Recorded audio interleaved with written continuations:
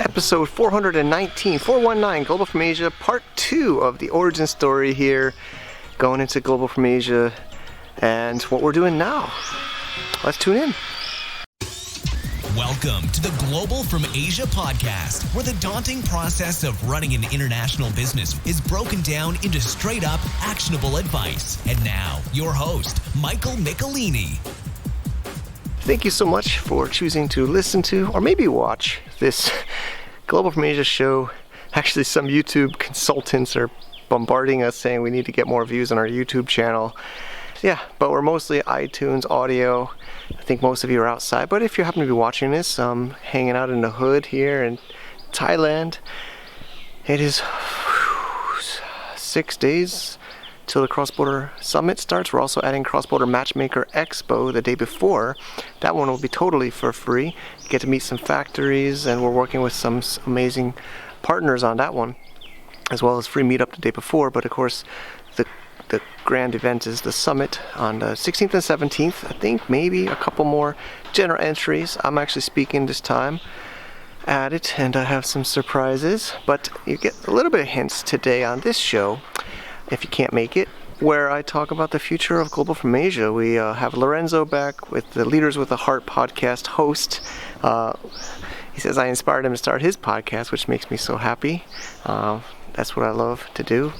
So he is got me on part 2 of his show, or we also put it here, talking about what I and we are up to at the Global from Asia and all the other things we're doing, or the Amazon brands and blockchain and things like that. Car's gonna come and hit me in a second, I think. But this is episode 419. Yep, there's a car coming. Move. And we are rolling ahead. We're rolling ahead. Let's tune into the show, and then afterwards I will share how I feel like with Lorenzo's talk and other things. So let's tune into the show. All right, we have Tommy, the sales manager at CrossBetter Logistics. How are you, Tommy? Hi, everyone. We just got to meet here in Shenzhen, China. It's great. They support the show at Global from Asia, and we also use them ourselves for many of our brands and e-commerce businesses. And Tommy really cares. They always are trying to help us save money. You have some products you keep for us in China. You have some products you keep for us in the U.S. warehouse, and I really appreciate that. And you can talk to this seller, right? You can give them your advice.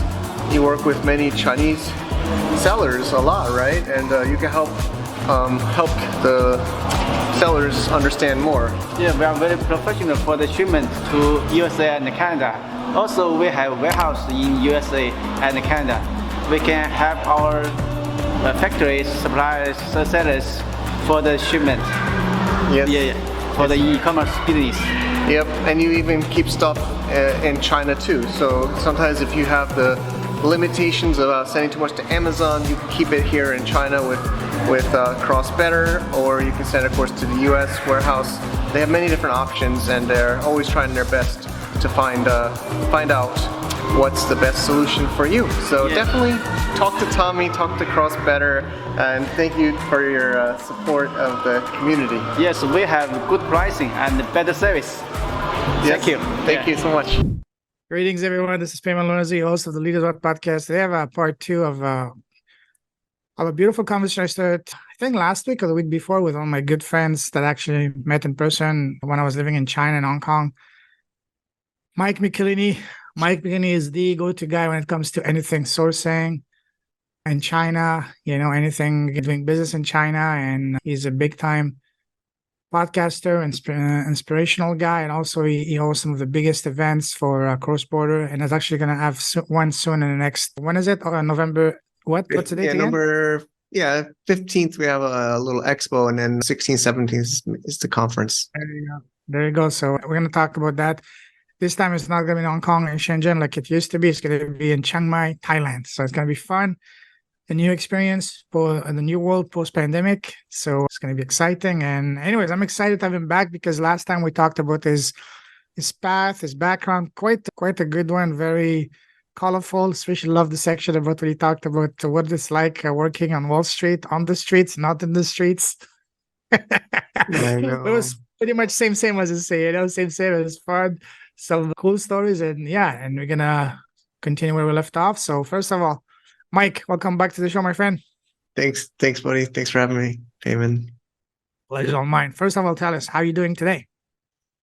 It's great. It's Friday. We're doing this Friday afternoon. Halloween just passed. My son just did his first trick-or-treating experience, Nice. which was he thanked me for it after, which was awesome. I don't know how it came up, but I was a little bit tired, to be honest, and he was kind of maybe he was talking about the candy or something. I said, Miles, we did this for you, for your memory. I hope you remember this. And he says, oh, thank you, Daddy. Something like that. Yeah, it's fun. Awesome. Yeah, I'm surprised that so when you were knocking on the doors, do the Thai people react well? Say, what are you doing here? Go back. It was the first time we ever did, because there's a specific neighborhood. I forgot the name of it, but my friend lives in that garden or complex or villa, whatever. Only that one does it. Because there maybe it's more expat or international, or it's become some kind of tradition. I don't know. Maybe somehow it started there and it's grown and now it's become known, and it's pretty full just in this one area. I saw a meme on YouTube the other day about Halloween. There's this family, they just left a bucket with a note saying, please help yourself, and the bucket is empty. Did you see anything like this? There was one that was spraying the silly string at you, like trick, but they were actually some were really well prepared. They had you would go into their house and they had like skeletons and cobwebs, and the woman was dressed as a witch, and she's talking and you have to answer her questions, and she's got different. I was really amazed. Nice. I'm sure the kids would have loved it. So that's what matters at the end of the day. All right, Mac, tell us. Last time we left off about your business. So tell us, first of all, what you're doing, what's your business, and all that good stuff.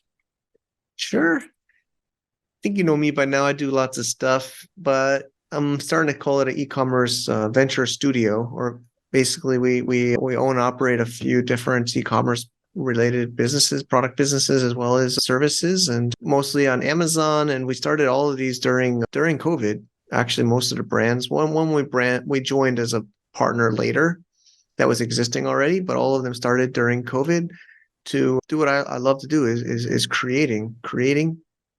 And on top of that, we also service a few select e-commerce or related businesses with our team. So we have a pretty wide team now, about 15 people, mostly in the Philippines, working online. That's, started to learn also during COVID a lot. We had an HR consultant coach, and we built like teams and like middle level management, which is all online, which is, I feel like, harder than in person. But basically, yeah, I mean, e-commerce brands, e-commerce services for other e-commerce companies. Also, as you know, we're talking about the summit, the events, the community for e-commerce people. And there's a little bit of a newer idea that I'm always wondering if I should bring up, not, but we can get into it, like e-commerce on a blockchain. So we're working on a new blockchain protocol so that people can, instead of selling on Amazon, they sell on the blockchain. And then the product is listed on the chain, and then the buyer buys it from them off a chain through multiple, maybe even more clients, multiple marketplaces. Oh, wow. Interesting. What kind of services do you offer to your companies, to these e-commerce brands? So, I'd say content creation. We don't do the photo or the video, like we don't do shoots or something. You have to give us the raw or images. But from there, we can create everything and do everything. So we create, if it's an Amazon listing, we can do that, or we can do it on a website. But more what we've noticed, we only have like 3 or 4 clients, honestly, but mostly we help them with their web and their social content. We're like a content creating team. It's the parent company is Shadstone, kind of behind me, the logo there. Yes. So that's kind of like our service consulting team that does that. And web, basically, is heavy more on web than Amazon. So like web-based content, but it also, of course, can improve Amazon. We did even help a Lazada seller recently. It's not really about the marketplace. It's more about the content that's on their listing to help them get more conversions and sales and traffic. So I know you noticed that back in around 2018, 19, there was a surge into pretty much all the sellers that used to live in China, people working in China, especially the expats, they got into the aggregators selling Yeah. brands. Yeah, that was a mad rush. You got into that. Yeah, I got Uh, into that I feel like towards the beginning. Yeah, it kind of started in 2019. It got really crazy into COVID. Yeah. yeah. What's the trend now? Is it back to so how is e-commerce, especially Amazon, doing nowadays? Is it still a viable business, or is it now no longer the days for the new guy to come and it's more like for very established, sophisticated sellers with teams with pretty much big pockets, endless resources? Like we've seen some, in Shenzhen in China, the entire operations, like 20-story floor. On each floor, you have 200 agents, each agent running like 300 SKUs, and they just called the neighbor, the cousin was a factory owner. Okay, send me 20,000. I'll pay you in a month. We can compete with that. Yeah, I know. It is somewhat, I don't want to discourage people listening, but yeah, I mean, I think this was a chat recently with some other more established sellers, and some newer seller was asking similar, and I contributed, and I said, of course, I like to say it's possible, but yeah, I mean, I think it's harder, of course, now.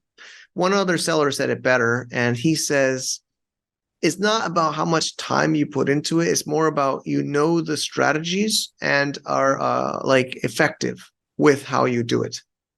So you don't have to be like an experienced old seller, but if you can be a new seller, but if you know the game and play the game, you can still win. So it's like more like you have to have these skills, and new sellers can learn these skills. Of course, obviously there's advantages. Those have been just like any industry, career, business, personal, or whatever. The more you do something and the more you better, you know it. But yeah, it's not like, the good old days of like 2016, 20, even earlier, was where you can kind of almost put up anything and it would sell. So it's definitely getting more challenging, but I hope to change that, with maybe this Web3 stuff or other platforms. But even it does seem like you have to have more and more of an operation. But then again, AI is making it easier, right? AI makes it easier. I was just on a call a couple hours ago with a friend that has something you can take a normal picture of a product, right? Like a shirt. He showed me like a flat shirt, like, without a person.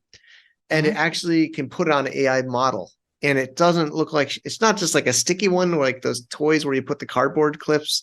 It actually like wraps around them. It shows the folds, and it shows the three, it looks like a real model wearing that real clothing.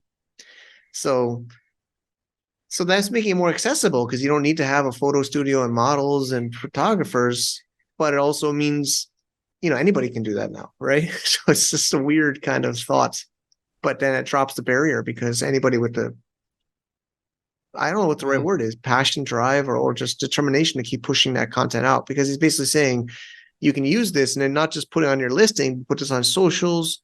You can just make unlimited amount of content from this AI generator.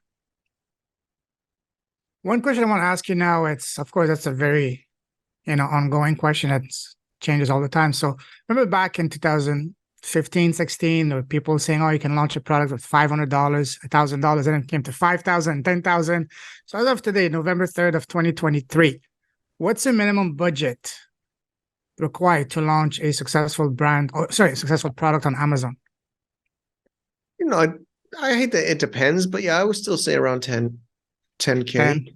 You just got to it depends on your price point of your product, but I still do think a price, especially if you're a new seller, it shouldn't be an expensive product anyway, in my opinion, because it's more challenging.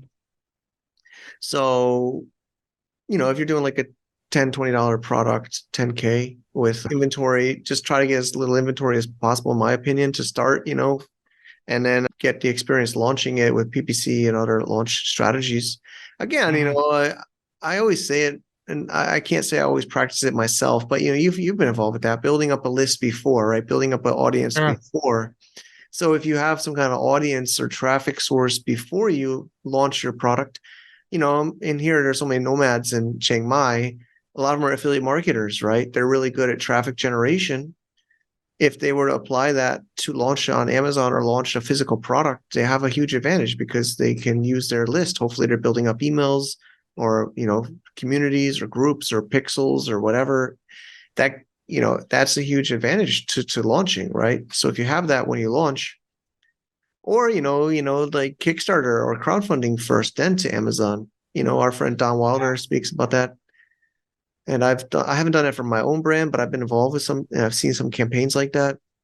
That's another way. It's a bit of work, but that'll give you an advantage. And then you don't have to buy it until it sells, although you got to do a lot of work in marketing and the prototyping up front. But yeah, those are some different strategies.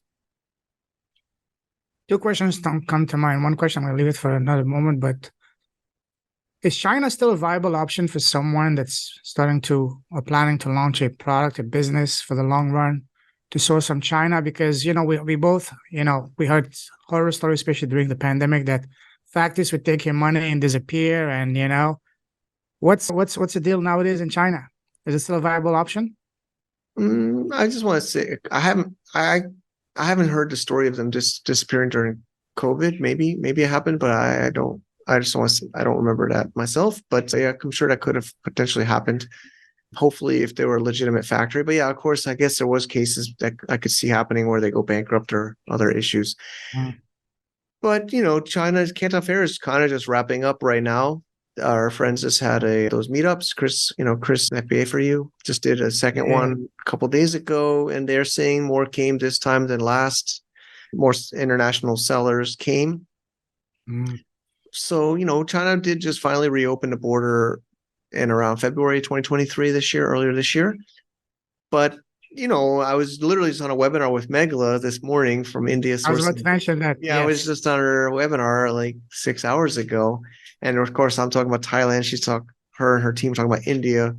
So it does make sense now more than ever if you're just starting to consider another market, if you're starting from scratch, in my opinion. Of course, the tricky part is it depends on what product. And I don't know if you'd agree, but of course there is issues in China, but China's still generally easier. Yeah, I don't know if you'd agree. Maybe infrastructures, yes. They have infrastructure in place, and they know how to do it. They know how to prep for FBA. They know how to package the right carton sizes. Like I made mistakes here where they didn't know that they couldn't have oversized cartons. So then I'm like, oh, my mistake. I didn't tell you the carton should be, no bigger. We don't want oversized. So, there was like all these hiccups because they're kind of learning here. So I think it depends on the product and how much patience. Of course, you can also get lower MOQs still in China generally than in other markets. So it's a tricky answer. It depends what kind of product, but you could also make it part of your brand. You can make it part of your brand. I mean, I have a friend who just emailed me recently doing Mexico clothing into the US, and he basically says we buy this from Mexico and sell it in the US, right? So it could also be part of your story, your brand, where you're buying it from. Absolutely. So we're kind of on the fence, I think it's still on the fence, but of course the trend is going outside of China generally. So you've been living in Thailand for the last, 2-3 years now? It's been a bit over a year, almost a year and a half. And then I did a year and a half before COVID. And you've been sourcing from Thailand and then for how long now? 2-3 years? Yeah, I mean, during COVID it started. I was planning for it before COVID, but then I got into China. But yeah, so it's about three years now. So in what way sourcing from Thailand would make more sense than, say, from China? It really depends on the product category or product type. Like China, of course, is much better at injection mold plastics in general. Of course, there's exceptions. And electronics, right? I don't know anybody making electronics in Thailand, maybe in Vietnam, but you're kind of, but if like here's like a lot of handmade products, a lot of, natural products. So if you're able to use those kind of products in your business, that would be a good advantage. And then you can also, that's also sometimes more attractive to the buyer as well. You mentioned Megla. So back 3 years ago, I got involved with another friend of mine. I don't know if you know him, Riley Bennett. He's a 7-figure seller. He's an agency. He's a good buddy of mine. Yeah, he's You coming to know, the summit. He'll be here in a oh, couple days. really? Okay, cool. We did an academy. The 90 FPA was my inspiration. We did that, and what we did, we invited Megla because we always we're looking to offer other options to people other than China. And one thing that I learned through Megla is that in India, the products you use natural materials. It's handmade, much easier to build actual branding. But because of that, the MOQ sometimes can be lower but higher, but also the cost would be higher because they're handmade, they're higher quality natural. But if you're looking to build like a more premium product, then India would be, especially depending on the type of product, especially anything to do with leather, with wood, then India would be better. I tried to do a Kickstarter back then in 2020, and I couldn't. She was gracious. She connected me to quite a few suppliers. But again, what you mentioned, the lack of infrastructure in India compared to China. Yeah, so India. India is an interesting option as well. I even looked when I was trying to do my Kickstarter. I even looked into Mexico. I found a very unique materials in Mexico. But again, in Mexico, they have this attitude of mañana, tomorrow, no rush. That sometime in China, they go straight to business. They really know what to do. Just like you said, yes, China is so much more advanced in certain aspects that they know what to do. And other places, I even looked into Italy, I looked into Portugal, but the costs were way so high in those countries that it said, you know what? Maybe at the end, probably China is the best option, despite some of the not so good aspects. But Yeah, it is the reality, whether people like it or not, it's kind of the reality. What I say is, there's Chinatowns all around the world, right? And those are like the hardest working people, at least I would say, right? yes, They're up at like 5 a.m, taking fish off a truck, and they're working until like 10, 11 o'clock at night. All their families working, the kids, the grandparents, like the aunts, everybody's like cutting vegetables and cleaning the floor. They're hard and work people. Of course, the political stuff aside, the people generally have a hard work ethic. absolutely. We've both walked through quite a few floors of factories in China. We see how dedicated, committed they are, So no, for that, absolutely, yes. Do you think China is now opening up? Because I have some friends in China that I talk to them, they say they're trying to make things difficult when it comes to bringing money, taking money out, doing business in China, opening bank account, getting SIM cards for foreigners. Do you think that's going now towards the right direction, trying to make things easier to facilitate business with the external world, or that's still? I don't feel that. I don't. There was also, I try not to get too political, but there was recently some deaths with some higher level political officials recently in the last. I don't read the news, but of course that is suspicious to me or weird to me. From what I understand, their political agenda was to make it more open, and so while I hope I'm wrong, but it seems like they're not really, at least the current leaders are not trying to make it more open. And I think most Chinese people, whether they want to say it or not, would agree with that, in my opinion. Oh, wow. Okay. Yeah. Anyways, tell us about your event in 2 weeks' time. Sure. Yeah. So it's the Cross Border Summit. It's our 5th one, but first in 4 years. It'll be big. I think it's true for the e-commerce space. It's a whole new world. Like you said, you asked about. We didn't really talk about the aggregator earlier, maybe, but yeah, I mean the space has just changed. Some sellers were bought out and cashed out and left, and some, aggregators are going bust now. Wow. Yeah, rumor is Thrasio is on a brink of restructuring. So. Wow.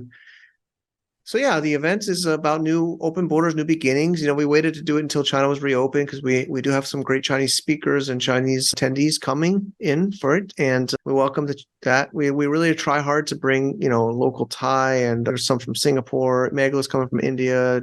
Some people from Japan, Nick Katz, and so it's really like we're trying to bring everyone together. It's only like a bit over 100 people. I wanted to try to go bigger, but it's been so long since we've done it, and we kind of just setting a foundation now, trying to give the maximum value. People love it, and I know you've been to quite a few. It's about high value networking, high value connections in a 100+ person event to get the most of your time there. And of course, learning 2 full days of speakers. I was just going through one of the sessions. Kan Chan will be speaking coming from Guangzhou. He's a Chinese seller, works a lot of Chinese sellers, does training for them. It's about like, what do Chinese sellers do? A lot got shut down in 2021, but a lot came back, and they're actually white hat. He says they're not as many black hat because they're scared to get banned on Amazon now, because some big ones were banned. So they're doing it in a more right way, but they're, like we're talking about Chinatown, they're doing it really hard, really hard and systematically. So that's like a session. We have people, a lot of great people with after parties. We're going to do an expo this time with like 10 to 15 product booths and some other services, and we have like some workshops, and we're going to do factory tours and a little product market. There's like some mini like Huachanbei kind of thing, Yiwu market kind of here. Nothing that big, but it's big enough for people to spend like half a day there and get some value products. So it's going to be actually like 5 or 6 days total, but the main core event is 2 days, 16, 17. Yeah, I remember those was fun days in Shenzhen and Hong Kong. Yeah, wow. I'm glad to see that Megla is coming back, because I follow on Facebook. She just had a very successful, once again, trip to India. Maybe you should go to one of those, I said it on the webinar. I think it's true. It's just my wife is traveling this week, and it's right before Chinese New Year in February. I think I wrote it down. February 4th to the 10th. So okay. I'm working on locking that in. Yeah, that would be fun. Yeah. She even invited me to come, but I stepped away from e-commerce for now. But who knows? There's always this itch to get back in the game. Once in the game, you get a taste of it, and now you see the world opening up again. Taking the knowledge, the connection you have, and apply it to a premium brand. Connect it to your podcast here, and kind of cross-pollinate different service and business product together, right? Build out, and so it's not totally unrelated to what you're already building now. Maybe some podcasting gears, some gears for books, something like this. I don't know. Yeah, we could brainstorm on it together. Yeah, sure. Why not? I'm open, because the itch is still here. And I have a lot of like making me think of the mafia or something. You can't get out. Once you get in. No, exactly. Wow, cool. What else are you working on? So the last one, which is a bit bigger, and it's hard to, it's not like it's a secret, but it's just so early and innovative. But we're building a blockchain for e-commerce.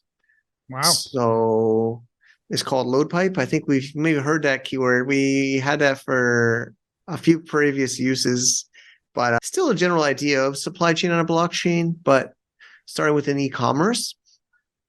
And the idea is it's not yet ready. There's nothing to show, unfortunately. We're trying to get something ready and a little kind of gift for those that make it to the summit in a couple of weeks. But the idea is, when you list a product, you don't put it inside of a central database like Amazon, or even, because right now the big core difference of Web 2 and Web 3 that I think a lot of people don't understand is Web 2 is, you sign up for Facebook or Amazon, you put your email address and a password, and you check a box, and it's like, you don't read that box, right? Does anybody read that box they just checked off? But that box basically means they can delete anything and censor you and delete your stuff and maybe even change your stuff. I don't even know what it says, right? But basically it means you own nothing. They own everything. They can sell ads on your stuff. They can do anything they want. But Web3, the core difference, you log in with your wallet, which is your like identity. That's your like seed phrase and your crypto and your money.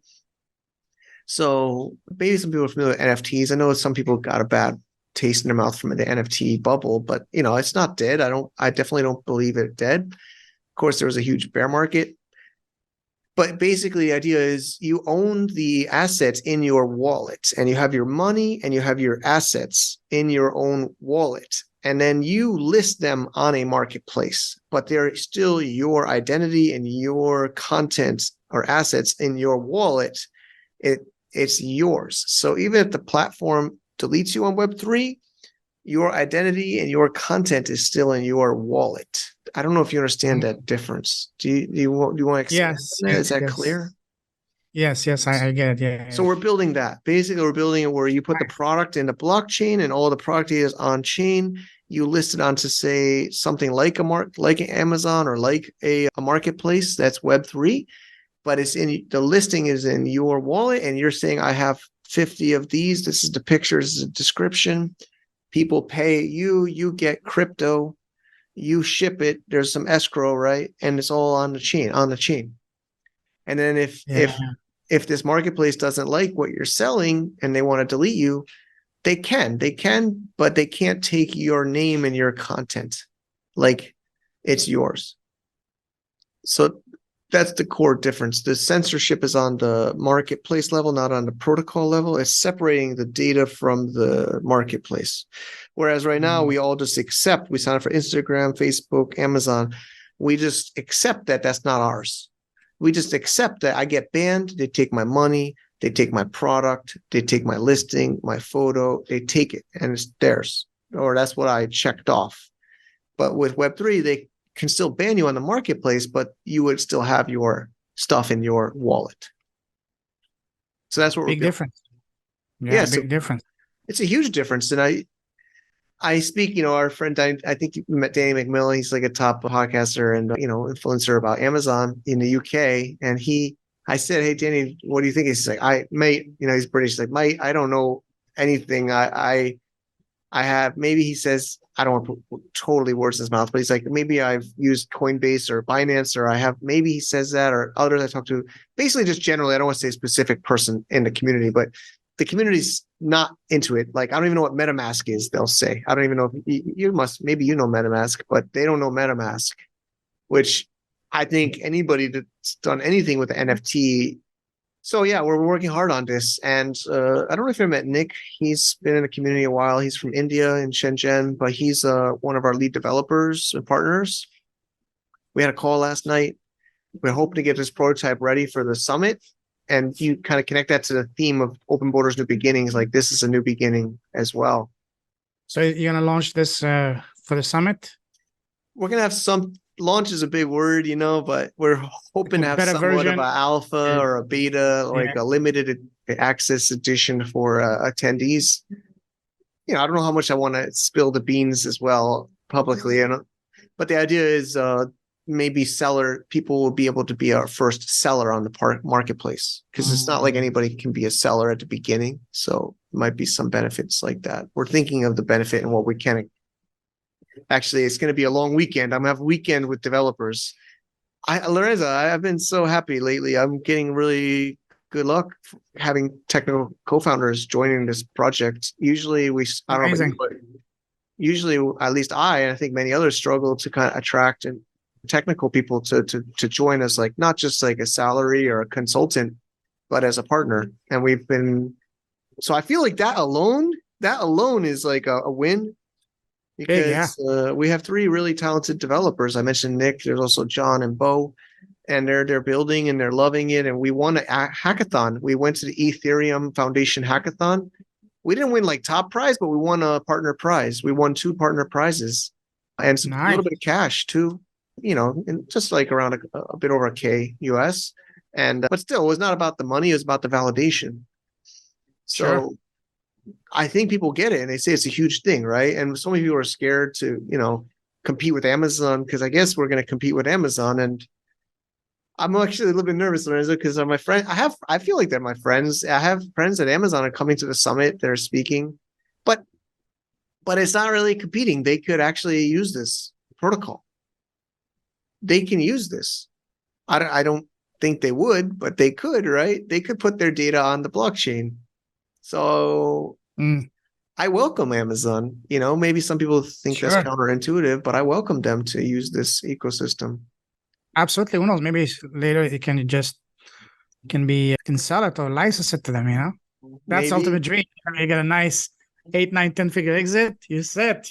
Well, it's a bit of a different model. I don't know if I can sell it because I'm really trying to make it to like Bitcoin or even Ethereum that's decentralized. I don't own it. Of course, I'll have some of it, but I don't. Even on a call last night, we had like a 10-person team call, and one of them says, "Oh, Mike, your project." I was like, "No, this is not mine. This is ours, and it's everybody's." So, yeah. Absolutely. One question that I've been, wondering about, and everybody's talking about Amazon. Amazon sure cannot be ignored. It's the big elephant, mammoth, you want to call it, whatever. But then I've been seeing also people talking and successfully building business and selling on Walmart. What are your thoughts on that? Yeah, I mean, Walmart's not, there's some other newer ones that maybe you don't even know, like Temu, T-E-M-U. This one's, Yeah. again, I'm kind of spilling the beans of some of our speakers' content because I'm looking at their presentations, but, this one has overcome Walmart's traffic in US recently. Temu. Wow. Temu.com. And it's actually, Temu, T-E-M-U. Yeah. It's unbelievable deals. I don't really even know how. They sell like shoes for $2 free shipping. Is it like Wish.com? It's like that, but even crazier. And it's Really? faster shipping. Yeah. Wow. Gotta check it out. So that one, and you- then TikTok, TikTok starting to add more e-commerce features and marketplaces and services. And that one's, so I think Amazon's under threat by those more than Walmart. But of course, I actually got a Walmart account. I didn't really notice that much. And I think mostly the consensus of most of our community is it's not that much of a sales channel. Depends on, I guess, if you've got such a hot category, but it's not getting like all those kind of like niches. Like Amazon's so big, right? You can have a small niche, but if you have that small niche on Amazon, on Walmart, you might not get much or anything. Yeah. What about, for people like me and you who've been based in Asia for the last few years, what about the local platform like Shopee and Lazada? Are they viable platforms? I'm tempted to try, and I can't say I have so much experience, but I even talked to my Filipino and Thai team, and they even tell me not to. But they also said that about China when I was in China earlier on. But of course, the discretionary income is not as high here as in the West. So your pricing, you're going to have to accept that your pricing is just going to be lower. Maybe you're going to get higher turnover, or, the dream, and I can't say I've done it yet, but the dream is selling Amazon and on Lazada or in Southeast Asia, the same product, right? Because then I think it's true whether, even though the aggregator model didn't really work, it still makes sense. If you have higher volume, you can reduce your price and reduce your costs, right? So if you can get more turnover, but I don't really have much experience about local Southeast Asia markets. If I've heard some speakers in our events, and but I'm tempted to do it, but it's just, you got to drop your pricing quite a bit in my experience. And the other trick is, it's not as strict as China, but in China to sell, you have to have a bigger brand, or you have to be super cheap. Like small to medium-sized brands usually don't succeed because Chinese either want the cheapest or the most expensive. I don't know if you'd agree, right? But I feel like that's somewhat true in Southeast Asia, or it just shows you the power of a valuable brand. Because even in Southeast Asia, there's of course super rich or higher income Southeast Asia consumers, and they'll spend high dollars on name brand, right? Just like, I guess, anywhere there's that group of the upper class that are willing to pay that. But if you're like a no name or little guy, then probably you're going to go on the lower end of your pricing, unless there's some way you can get through. And it's really frustrating with this influencer model, right? The influencer model, and they're the gatekeepers now, and they charge you got to pay them to kind of get in front of their audiences. Same in Japan. I was in Japan. I think I'm Sue Gary, and 7-figure seller Summit has his event in Japan.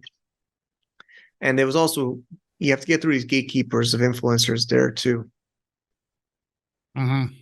Speaking of China, are you selling Taobao, JD, and all those platforms? Again, I'm mostly in the West, mostly in the US. I way back, I did Taobao, and my Chinese team, and this is like 2008, 9. They thought I was crazy, and I kind of accepted their terms because you need to have live chats. Your price had to be rock bottom. Back then, there wasn't Alipay as well adopted, Mhm. so they were coming to my office to buy I always do those bar products. To buy a bottle opener, they came to my office to buy a $3 bottle opener. They would look at it, check it right, and then give you cash. And that Wow. was 2008. I remember that. Yeah, it was really crazy. So, especially now, I don't live there. Even my wife is Chinese. There is always the fear. Of course, the fear is also on Amazon, but the fear is getting locked out of your account, right? Especially if you're not there.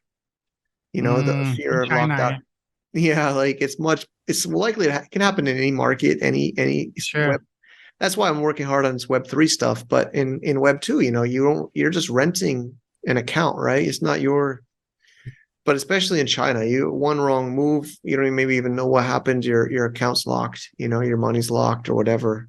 And then they're like, oh yeah, just come to the local branch, come to your local branch of of your bank. So it's a little scary. One major worry of sellers on Amazon, especially the last few years, was your biggest competition is going to come from your factory because they have all the data, they have all the information. Do you think that's how much of a concern is that, say, in Thailand? Can you really trust your factory, or really have to vet them first before you have to try a few before you can find one you can trust in terms of terms, quality, and also trust? So what I've learned, whether it's China or Thailand or maybe anywhere, Mm, a lot of the factories just prefer B2B, even though they might accept it's not as strong of a business model. It's a lower risk mm, model because you get your money up front. And some in China more than Thailand have gone back to being just factories because mm, they don't like that risk. And it's a different kind of mindset and work ethic and skill to be a seller than a factory. So I've sure. actually seen them reverse that. In Mm, Thailand, one thing we're learning is, especially as we do this cross-border matchmaker expo, we're inviting factories to come. There's a handful that are both sellers and factories. They maybe are actually a lot are Westerners, especially Thailand's like a lifestyle place. And also for your visa in Thailand, it's much easier to just open a company, right? So what I've noticed, and actually one of our speakers, Antoinette Jackson, she's an Australian woman here, really awesome. She's going to be one of our speakers sharing her case study of her brand, SuperBee. Well, her story is she set up a factory and she's just actually a couple others also. They sell in local markets, like at the night markets, the products, and then they find some traction, and then they go online, and then mm. they go international. And even her as Australian, she was selling like products in like markets, physical like street markets, and it expanded and it Wait, got so viral. she was finding the so she found the products in the night markets and she No, tested no, them. no. She had a booth at the night market. Oh, okay, wow. She Oh, that's likes interesting. sustainable products. She's really into sustainability, eco. And so her brand you can check it out, superbee.me, is about sustainable products for she uses a lot of bees products. So like one of her products is this like wrapping paper to preserve your food Mm, in the refrigerator. Instead of using the plastic wrap or the aluminum foil, you use her beeswax based wrap that's reusable, washable. It's one of her flagship products, but she's also got a few others that are all about sustainability and not like, hurting the earth, not just at the creation, but at the garbage side, right? Not just on how it's made, but it's how it's disposed, how it like composes in the dump, right? You throw it in the garbage, what mm, happens? Right? Even though it's made well, if it lasts in a dump for 100 years, it's not as good as something that kind of like composes in like I'm using arbitrary numbers, but like a couple of years, 5 years. So she's doing it for both creation and in reusing and like. So she has a factory, a company, and she sells on Amazon, and she sells on her like I think it's Shopify or WooCommerce. So she's selling in Europe, US. It kind of fits the name, our community is global from Asia, right? So she kind of created mm. this empire from Asia. But what I'm noticing is in Thailand, there are a lot of these that are both the factory and the brand. It's not like Oh, they wow. did it, but it's not like they did it reverse, like where they were just a factory and then they copied their customer and cut them out. I haven't seen that, but more they Mm, intentionally do both. Um, but of course, there's Amazon Global Selling here, which will also come to the event, and they're aggressively trying to get more factories to list onto Amazon directly, right? And they'll wow. support them with that. So you can't hate the player sometimes, you hate the game. But Exactly. Exactly. Fascinating, man. We can talk for hours, especially about business, about e-commerce. That's something I'm also passionate, even though I've stepped away from it. But let's start to wrap things up. To finish, I'd like to ask you a series of rapid fire questions about advices. Ready? ready. What would you say has been so far the best piece of advice you've received in your life? I don't follow it so well, but not be as concerned about what other people think. Mm, And I still can't say I practice that as much as I want to, but it's not like being a bad person, but not being so. I'm actually trying to teach my son that. But anyways, I know it's mm, rapid fire, so I'll stop. no worries. What's the worst piece of advice you've received so far? Kind of ones that say like stay in your safe zone or don't go out of your. Mm, There's some of those people that care about you, right? Like maybe it's family, friends, coworkers. Don't quit your job or don't take that risk. It's dangerous, and they do it because of play it love. safe. But yeah, playing Play it it safe. safe, I think it's bad Okay, advice.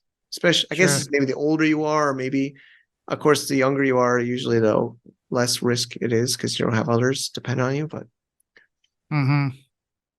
Imagine that you had a time machine. You can go back in time and sit face to face with 18-year-old Mike. What's the number one piece of advice you'd give to him? I think I've done it somewhat well. But be even more bold. Even be more, Mm. take more risks. So, you audio podcaster, imagine that today you're interviewing yourself. What's the first question that you want to ask yourself? Don't think too much. First thing that comes to your mind. Why do you get up every day? And what's your answer? I mean, to me, it's you know, I want to create opportunities for others. I work closely with the team. I think me. I love Mm, for some reason, I stuck in the Philippines a lot of teams in the Philippines, but I like to empower or enable people that are wanting to work hard to create something better for mm, themselves. beautiful. If you had the entire world watching you and you had 30 seconds, what would be your message? Man, is there some cheat sheet I could check in advance these questions? Man, this is hard. First thing that comes to mind. It's similar. I think, don't be ashamed, don't be afraid to do what you want to do. Don't let other Mm, people dictate your life.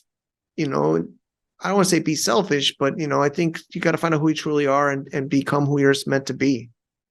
mhm.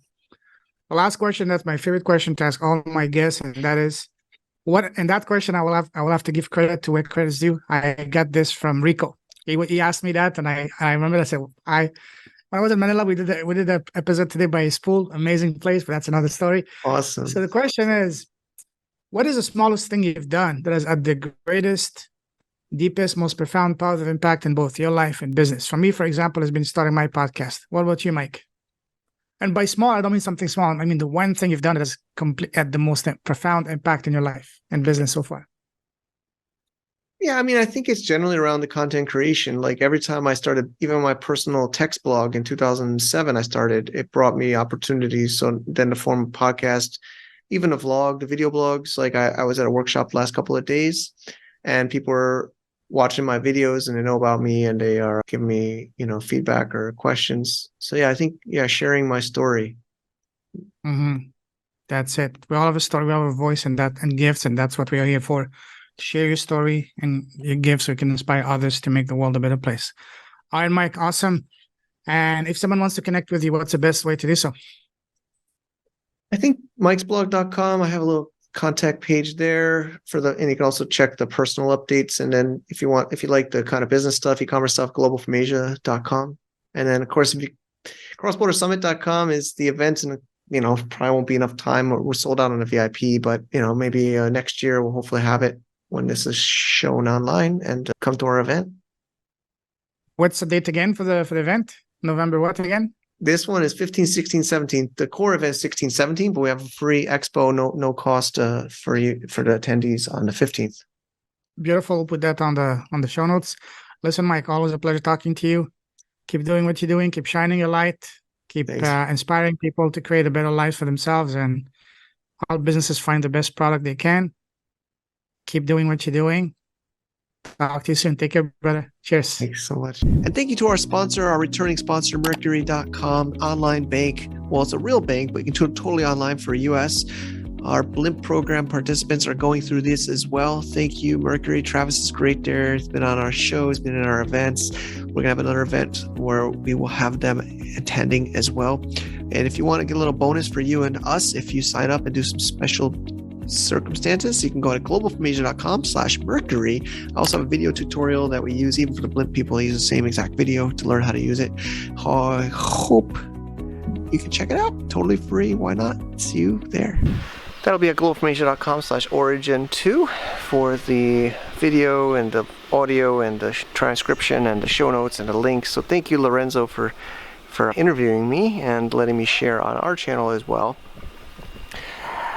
But I know we do so much. I think we're defining it as a venture studio, venture seed, with all our investments, early stage. I love early stage. I actually just spoke to some early stage e-commerce seller to see if we can support him on his journey and help him grow while maybe helping us out a bit too at what we're doing. Maybe an apprentice or maybe some kind of an agreement. But that would be I feel like I have too many dreams, but we have lots of dreams and we can't give up on our dreams. Actually, I was just in Bangkok for a one-day trip. I went to an EO breakfast and there was a few speakers speaking about facing your fears, facing your, there's a bee about coming at me, facing things and taking action. I think they say courage is not being fearless, but courage is having fear or feeling the fear and still taking action and still moving forward in the face of fear. We all have fear. We all have doubts. Of course, some seem to not have any, and I'm not some hype up person, so I definitely have my doubts in life. But you have to keep pushing forward. You have to be willing to put yourself out there and willing to potentially fail or pivot or change. But we're pushing ahead with Cross Border Summit. We have a great announcement. I'm going to be doing a 30-minute talk there. I've been preparing for quite some time on it. So thank you again for watching and listening and sharing. Thank you, Lorenzo. I really appreciated our time together. He was in the e-commerce gladiator book. He was part of Sistano. It was actually his original idea. He was the one that product researched that and came up with the name. And we all grew and learned a lot together. And we are making things happen. We are growing. We are becoming what we are meant to be. I hope you are too. And if you're not, think about it. Look in the mirror. I think of that Steve Jobs saying, if you look in the mirror too many times and are not happy with what you're going to do that day in the morning, then you need to change. And change is good. Change is healthy. The only constant is change. I have a lot of these quotes in my head. Maybe you should have some yourself or steal some of mine. That's it for today. Thank you for watching. I'm actually going to do a speaker prep call for Cross Border Summit with a bunch of our great speakers, and we're actually going to best one. I think we'll go back to every other week on this show. So now that the summit's here, and every 2 weeks we'll have a new episode. Got great people lined up, and thank you for watching. Bye-bye. To get more info about running an international business, please visit our website at www.globalfromasia.com. That's www.globalfromasia.com. Also, be sure to subscribe to our iTunes feed. Thanks for tuning in.